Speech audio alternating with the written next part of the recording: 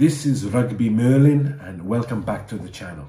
So who are the people responsible for Ireland's continuing dominance over international and especially European rugby? A lot has been said about Ireland since the Six Nations has started, and they seem to have picked up where they left off last year, and you have to wonder why has their ability to cope with the World Cup hangover been so good and other teams, notably France, has been so bad? Who are the people behind the scenes making that happen? So first up we have Simon Easterby. He is the defence coach for Ireland. A very, very experienced player in his day, and a lot of these guys are ex-players. 65 caps for Ireland. He was in and out of the team for a while, but 65 caps is a good haul, particularly back in the day. He was playing in the early 2000s. He has a strong Welsh connection, which I appreciate too. Captain and player for Llanelli for a long time in South Wales, Southwest Wales.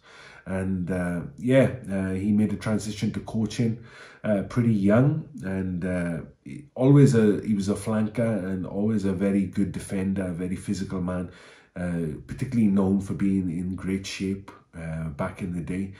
He's undoubtedly a hard taskmaster, and Ireland keeping Italy to 0 recently, I think would have pleased them a lot. But I think all the coaches take a fair amount of responsibility for all aspects of the game. Simon Easterby as defence coach. Next up you have Mike Catt, the South African turned Englishman. 75 caps for England, and he's the attack coach for Ireland. Now, Ireland's attack has been praised no end, and rightfully so. And it's interesting to note that Mike Catt came up in the 1990s Bath team, which was legendary. They were pretty dominant in European rugby, as much as it existed then. And they had a very, very attacking style of rugby. And I think he's always continued that into his playing career, now his coaching career.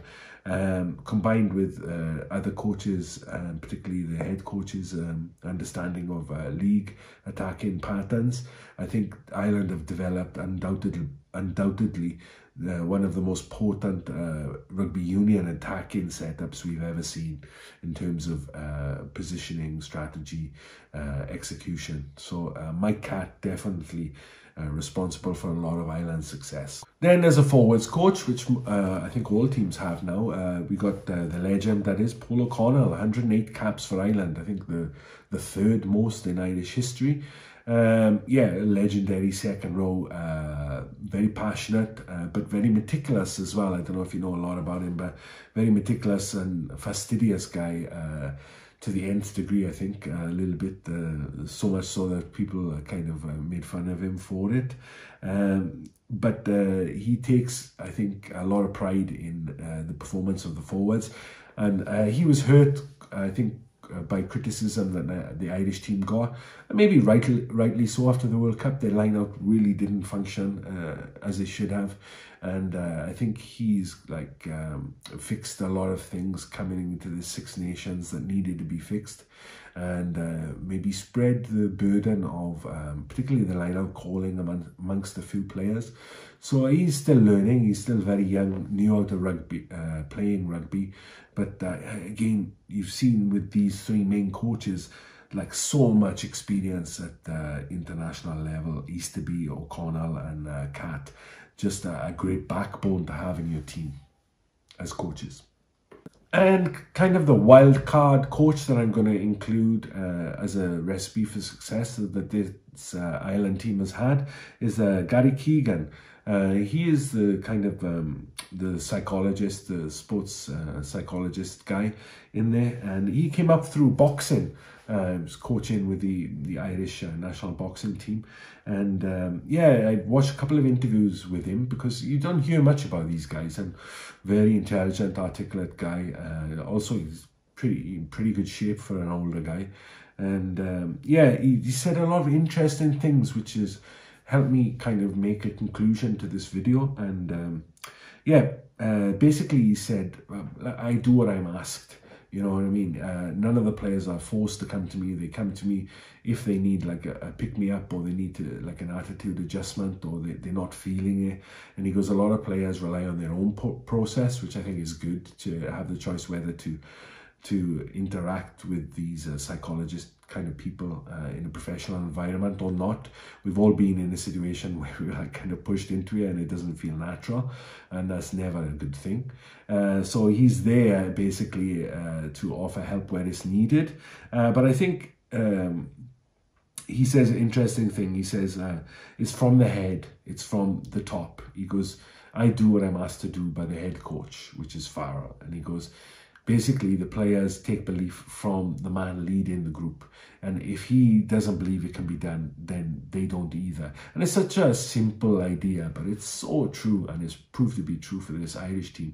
And I think that's where we get into the last key to piece to this puzzle is Andy Farrell as head coach. So Farrell had a very distinguished playing career in rugby league. I grew up watching him playing for Wigan, and then Great Britain, 34 caps for Great Britain. He was 17 years old when he came on in the Challenge Cup for Wigan, and they came out eventual winners. Soon after, he was brought into the Great Britain side, and then he captained Wigan and Great Britain from 21 years old. Very, very, very young captain, maybe records, I'm not sure there. But yeah, and he took the kicks as well as a prop. So phenomenal player in his era, absolutely phenomenal player who led a phenomenal team in Wigan. They were kind of almost unbeatable for a long time. And so he obviously has, through his playing career, that belief in anything is possible, and he's a champion. He has a champion's mindset. And there's no doubt that his kind of belief in himself and the team has filtered down through all the coaching staff, who are in their own right champions. But Farrell seems to be a significant point of difference, I think, between Ireland and the other teams playing in Europe at the moment. And lastly, why have Ireland coped so well with the aftermath of last year's World Cup? And I'm sure that it's the continuity that exists within this Irish backroom staff.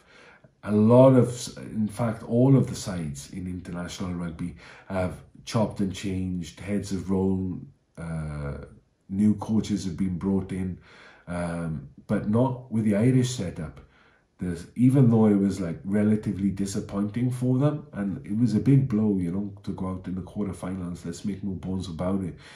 But all the same guys are still there. They still had belief in the setup that they had, the way they were playing, what they were able to achieve. Of course, it didn't go right for them on the day, but you don't see any of the coaches being changed. And, you know, by rights, they had grounds to change a couple of the coaches, but no, they stuck with the same setup, and now they're reaping the rewards of it. Like, you look at France, who is, like, you know, Ireland's nearest competitor in European rugby, and they have the same head coach, the same defence coach, but a lot of the other staff was changed, and the Galtier, the head coach, was almost gone himself. So from Ireland's perspective, I think that was such a kind of going against the grain to what usually happens after a World Cup campaign that's relatively disappointing, that they can be very proud of themselves and sticking to their guns. And again, I think a lot of that is Farrell's input. He trusts the men around him, men and women around him, trusts the players on the pitch, and they have to take ultimate credit for any success the team has. They're the ones who go and implement it on the pitch. But that consistency, I think, in keeping the same staff, you know, maybe tweaking a few things, working things out amongst each other, not any knee-jerk reactions. That has really stood Ireland in good stead now, and they just seem to be picking up where they left off last year.